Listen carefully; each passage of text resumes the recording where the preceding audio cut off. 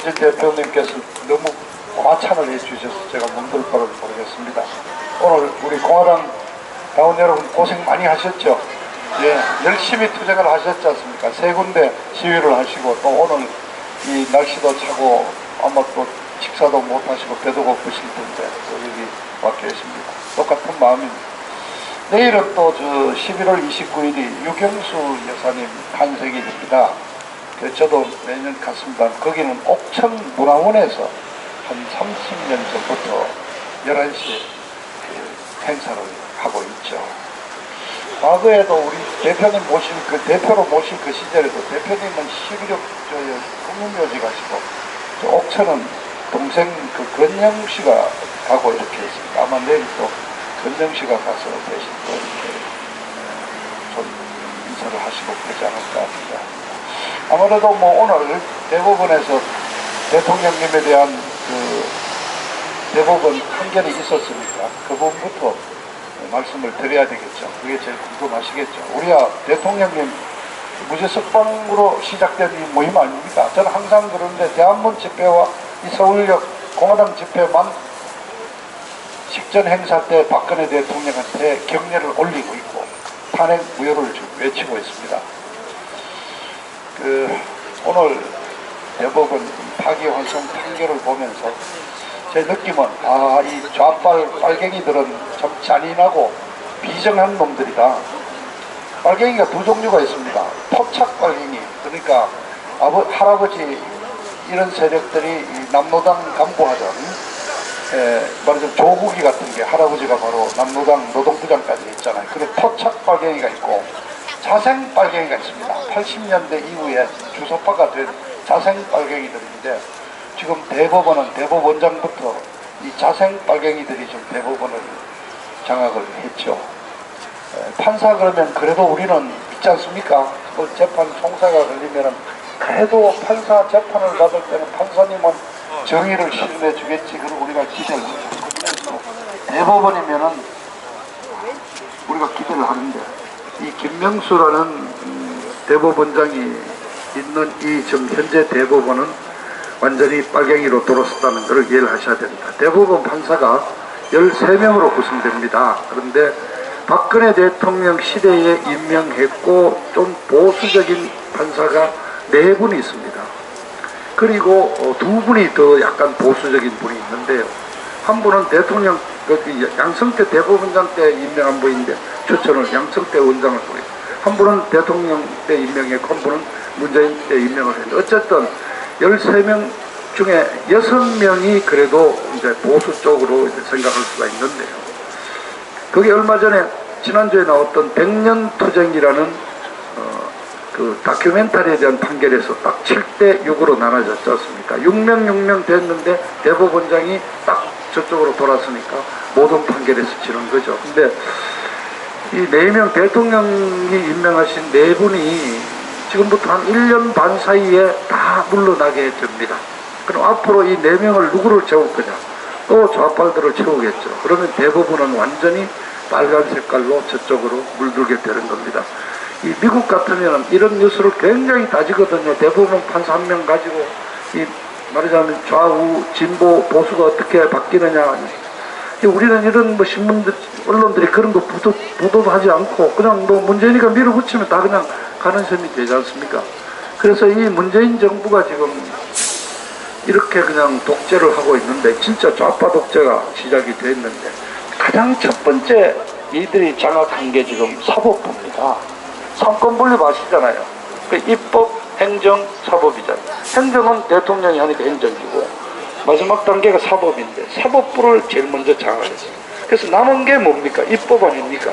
근데 문제는 이 입법은 자기들이 장악하고자 해서 되는 게 아니고 국민 여러분의 귀중한 투표 행위로 투표에 의해서 결정이 되니까 그래서 얘들이 투표는 마음대로 지들이 좌우를 못하지만 어떻게 하든 입법까지 장악을 해서 50년 집권을 하겠다는 게 바로 지금 연동형 비례대표제와 공수처도 여기에서 나온 겁니다. 이해를 하시겠죠?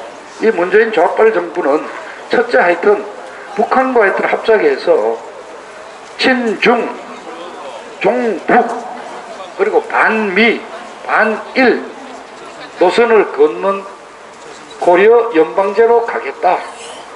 그리고 그게 촘촘하거나 조금 힘들 것 같으면은 영구 집권, 50년 집권, 최소한 50년 집권을 하겠다. 이 두 가지 목표입니다. 거기에서 나온 게 이제 지금 공수처법과 연동형 비례대표제, 입법부를 장악하기 위한 그런 방법이다 하는 말씀을 드리고요. 자, 오늘 재판을 보면은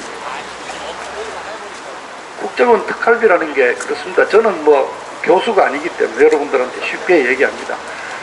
대통령이 뭐 이렇게 좀 국정을 운영하다면 국정활동비가 필요할 게 있지 않습니까? 예를 들어서 얼마 전에 뭐 몇 년 전에 그런 게 있어요. 검찰총장이 뭐 수사 잘했다고 검사들을 불러서 뭐 봉투 하나씩 나눠준 것 때문에 뭐 검사장이 그냥 수사를 받고 한 그런 일이 있었는데 그 돈이 어디 있습니까? 그 대통령이 검찰에 돈을 얼마 보내면 그 검찰총장이 또 직원 검사장으로 나눠주고 이런 식의 활동비가 이른바 국정활동비입니다. 그래서 국정원에 있는 경비를 대통령실로 보내는 건데 이 관행은 옛날부터 있었습니다. 그런데 우리 이번 재판에서도 드러났지만 우리 박근혜 대통령이 국정활동비 이런 특별활동비 얼마 썼습니까? 35억입니다. 그런데 좀 정확한 수치는 잊어보자면 김대중 대통령 때는 천몇백억 썼고요. 김영삼 대통령도 거의 1000억 가까운 돈을 썼고 그러면 그 대통령을 이 특활비 받았다는 거로 이렇게 감옥소 잡아놓은 이 정권이 그 특활비를 없앴느냐 이거예요. 아니잖아요. 이 정권 좀 국정원 특활비 운영하고 있습니다. 저 60억 썼습니까? 아마 60억이 더 됐을 겁니다. 뭐 북한에 현금 많이 갖다 준 거 그런 돈 다 이런 데서 나오지 않겠어요? 이 정권도 지금 특활비를 쓰고 있단 말이죠. 그 관행인데 이 관행 대통령의 어떤 국정활동에 필요한 어떤 통치 자금이라고 할 수 있는 건데 이걸 지금 했는데 그 중에서 뭐 이제 법적으로 횡령이 되고 두 번째는 이제 뇌물로 보고 세 번째는 국고손실죄 이렇게 했는데 1심에서는 이제 다 인정해서 6년을 했다가 2심 재판부에서 이건 뇌물은 아니다. 뇌물은 끝났고 그 다음에 국정원장이 대통령한테 갖다 주는 그건 경비인데 근데 국고손실죄를 이용하려면은 뭐 회계 뭐 원이 돼야 된대요. 그 회계원 우리가 저 횡령이라는 여러분 말씀 많이 들었죠. 기업체에서 횡령 누가 합니까? 격리사원이 들고 튀는 거 아닙니까 주로. 그런데 오늘 판결은 정말 참 이해가 안 가니 국정원장이 회계 뭐 계산은 자격으로 봐야 된다는 거예요. 왜냐? 금액을 얼마 줄 건지 언제 지급할 건지 출입 이런 방식을 어떻게 전달하고 이런 걸 결정하기 때문에 국정원장을 회계원으로 보고 이 모든 것을 국고손실죄로 때려가지고 다시 이제 재판하라고 보냈으니까 2심 재판에서 형량이 1년 줄었거든요. 6년에서 5년으로 줄었다가 다시 또 하라고 내갔으니까 형량 늘어봤자 얼마 늘겠습니까? 한 1, 2년 늘겠죠. 뭐 지금 대통령 32년 받고 지금 계시는데 뭐 징역 한 1, 2년 더 늘어본들 그건 큰 문제가 아닐 수 있습니다. 다만 지난번 8월 29일 날이잖아요. 그날 이른바 국정농단에 관한 파기환송심도 뇌물 액수가 크기 때문에 뇌물만 따로 떼가지고 별도로 분리해서 따로따로 처벌하라는 거 아닙니까? 그것도 결국은 대통령한테 더 무거운 형을 때려 넣으라는 취지고 오늘 것도 또 더 때리라는 얘기예요. 그럼 어떡하자는 거예요? 그럼? 종신형을 때리라는 얘기 아닙니까? 간단하게 얘기하자면은 그냥 감옥소에서 죽으라는 얘기예요. 이게 지금 대한민국 대법원에 말하자면 불행입니다. 이 좌빨들이 대통령한테 감옥소 못 나오고 하겠다는 얘기인데 그래서 사법부가 완전히 장악이 되어 있습니다. 근데 아까 말씀드렸죠. 4명도 이제 차례차례 옷 벗습니다. 그러면 이제 완전히 빨간 부분이 됩니다. 대통령과 관련되는 얘기. 100년 전쟁이 어떤 내용이냐면요. 2013년에 딱 돌아다녔는데 시민방송이라고 뭐 RTV라는 어떤 데서 다큐멘터리를 만들었는데 이승만 박사와 박정희 대통령을 아주 막 폄하하는 다큐멘터리입니다. 근데 뭐 더 내용을 설명하기 전에 누가 만들었느냐, 제작비를 누가 지원했느냐, 민족문제연구소가 지원을 했거든요. 근데 그 민족문제연구소가 누구냐면은 유명한 남로당 강수하던 박헌영이의 아들, 그 성녀, 불교로 귀해서 성녀가 돼요. 박헌영이 아들이 만든 단체입니다. 거기에 박헌영이 아들과 같이 시작해서 이 좌파가 된 게 바로 박원순입니다. 그 두 사람이 한 민족문제연구소가 제작 지원을 해준 거로 만드는 다큐멘터리인데 내용이 이런 겁니다. 이승만 박사가 미국 상해를 딱 가면서 정말 외국에서 떠돌면서 독립운동을 거의 36년 동안 내내 하셨는데, 이승만 박사는 조포들 돈 뜯어먹은 사기꾼이고 그 돈 가지고 횡령해 먹었고 범죄자라서 미국에서 여권을 못 받았다, 이렇게 음해를 했습니다. 그런데 왜 여권을 못 받았냐? 그렇습니다. 여권을 못 받았습니다. 왜냐? 그 당시 우리 조선은 일본에 합병되었기 때문에 국제법적으로, 국내법적으로 일본인이에요. 그러니까 일본 여권을 신청하면 다 받을 수 있는데, 이승만 박사는 내가 왜 일본 여권을 신청하는가 안 받았습니다. 그래서 이승만 박사는 여권이 아니고 자기 스스로가 신분 확인증을 하나 만들었습니다. 이 사람은 조선국 출신으로 이 여권을 받을 수 없는 상황인데 누구고 이런 사람이라는 걸 해가지고 미국의 그 상원의원의 그 보정 사인을 받고 또 이렇게 국무부라든가 미국 정부의 관리들의 사인을 받아가 그 여권이 아닌 커다란 종이를, 이마트는 종이를 그냥 2페이지 이거를 신분 확인증을 들고 전 세계를 돌아다녔습니다. 그러니까 이분은 공항에 있는 출입국 관리사무소에서 안 되는 거죠. 그러니까 비행기 타기 전에 그쪽 영사관에 가서 이걸 내놓고 내 신분을 보고 이 출국을 해달라고 한 이틀 사흘을 기다리면은 이제 타라고. 그래서 일본 여권을 받기 싫어서 그렇게 30년간 여권을 안 받은 분이 저게 미국에서 범죄를 저질렀기 때문에 미국 정부에서 여권을 안 내준 범죄자가, 이런 식으로 이승만 박사를 욕하고, 뭐 박정희 대통령은 뭐 다 나오는 여파번이죠. 친파다. 그런데 이걸 이제 우파 민주단체에서 항의를 해서 방송통신위원회가 제재를 했습니다. 이건 명예훼손에 해당된다. 그런데 그거를 소송을 낸 걸 지난주에 대법원에서 제재가 잘못된 거다, 그냥 방송 틀어라는 거 아닙니까? 지금 그런 정도로 대법원이 완전히 이렇게 넘어가 있습니다. 그래서 이 대법원까지 이제 완전히 들어갔고, 남은 이제 입법부를 장악하기 위한 이 연동형 비례대표제를 들어왔다. 그 연동형 비례대표제 뭐 내용은 다 아시잖아요. 쉽게 말하면 문재인이가 대통령 개인으로 마음대로 부려먹을 수 있는 막 경찰 사법제도를 기관을, 그래서 이게 막 나치 히틀러가 데리고 있던 SS 친위대 비밀경찰 제도다. 근데 이거는 위헌이죠. 뭐 다른 얘기 할 건 없죠.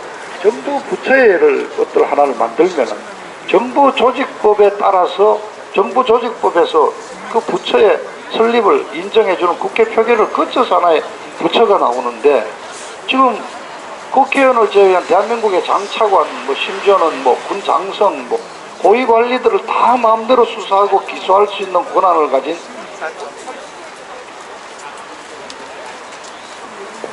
검찰청보다도 더 높은 자리에 있는 더 특별한 아주 검찰청을 하나 만드는데,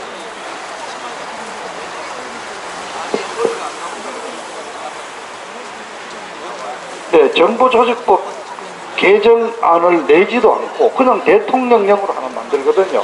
그러니까 이 의도가 있지 않겠습니까?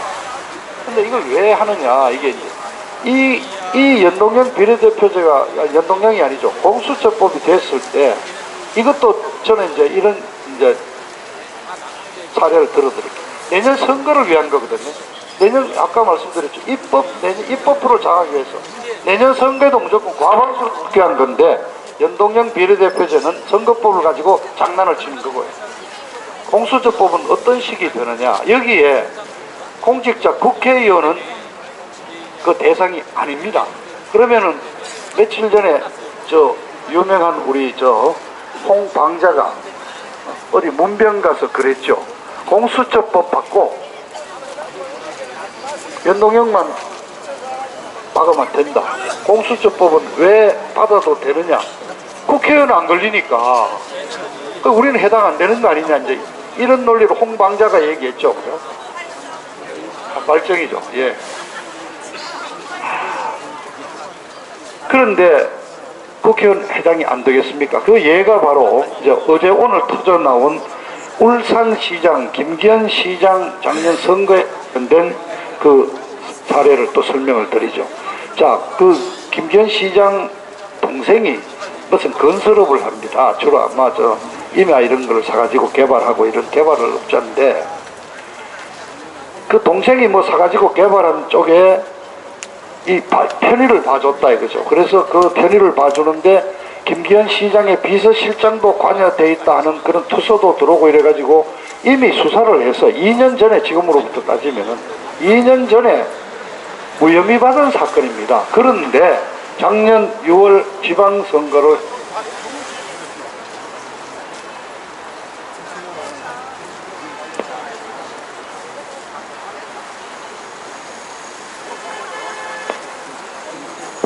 네.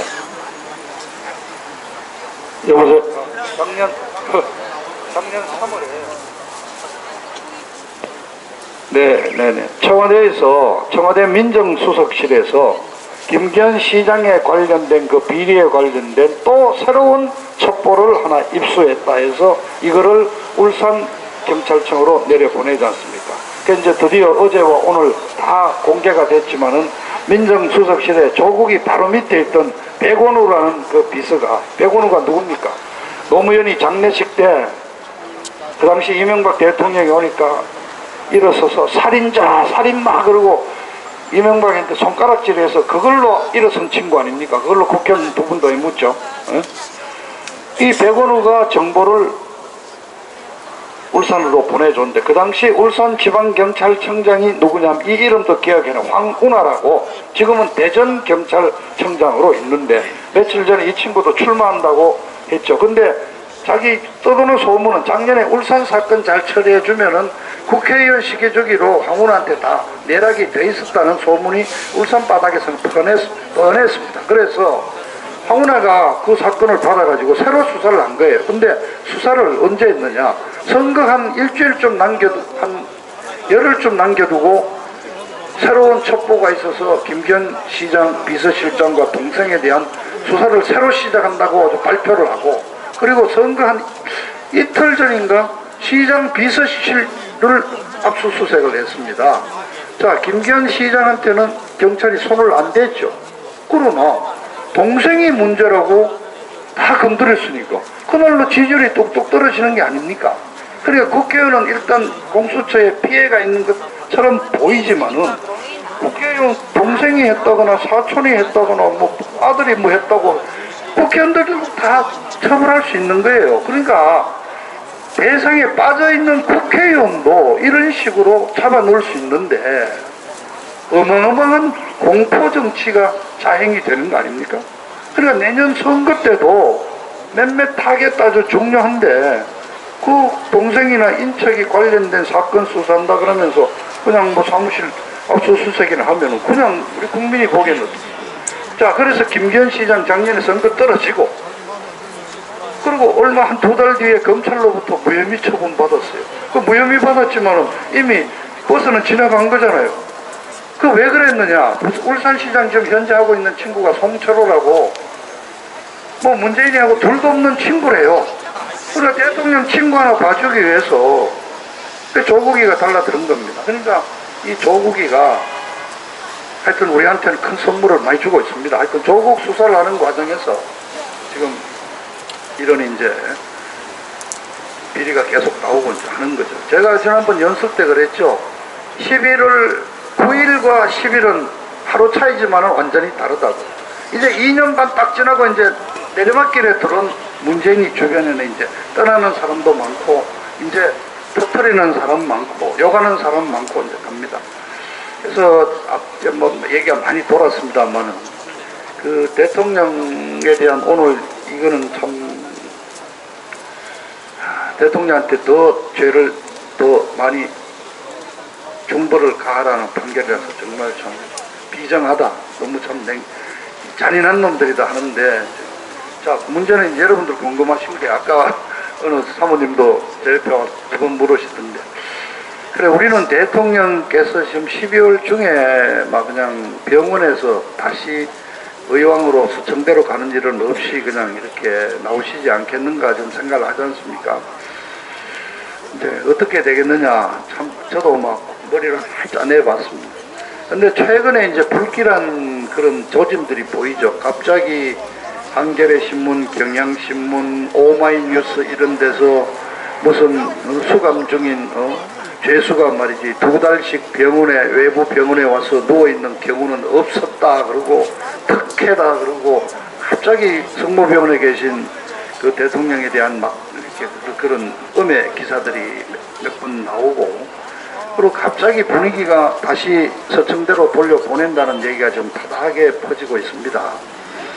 그런데 이제 뭐 오늘 아까 말씀드렸지만 오늘 이거는 이제 법원에 하는 일이고, 이왕 5년 확정된 게 뭐 형이 뭐 더 붙어봤자 한 1, 2년짜리니까 뭐 이게 직접적인 연관은 아니지만, 이런 게 어쨌든 대법원의 판결 같은 게 어쨌든 이 형 집행 정지라거나 사면이나 이런 데 영향을 미치는 것은 분명합니다. 사면은 좀 문제가 있죠. 그래, 저희들은 오늘 경우에 이것만 그냥 간단히 그냥 파기환송하지 않고 그냥 확정하는 거로 해서 빨리빨리 형을 확정하는 거로 해서 사면을 하려는 그런 순서가 아닌가 또 생각을 했는데, 파기환송되면은 다시 어쨌든 서류를 뒤져보고 하는 과정에서 한두 달 더 걸리거든요. 자, 그래서 이렇습니다. 자, 박근혜 대통령이 자유의 완전한 무죄는 아니지만 그래도 활동하실 수 있는 시점이 12월 25일 성탄절을 전후한 12월이 있죠. 그 다음에 하나는 내년 1월 하순에 있는 구정을 앞두고 어떤 민심을 좀 또 떠보기 위하고 잡기 위한 어떤 그런 거. 그 다음에 3.1절 말하자면 특사가 매년 있어 왔습니다. 세 가지 경우가 되는데, 그동안 우리 조 대표님 12월 중에 막 우리는 나오기를 바라고 있습니다.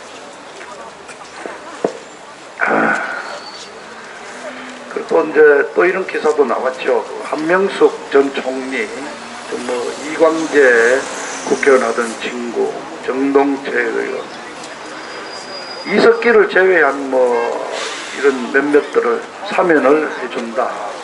그 사면을 하면서 대통령을 또 이렇게 이제 뭐 풀어주는 거로 해서 좀 희석을 시키지 않느냐, 이제 이런 또 예상도 해서, 그리고 또 홍문종 의원님께서, 대표님께서 부산 내려가서 문재인이가 자기가 배려를 하고 있다는 말씀을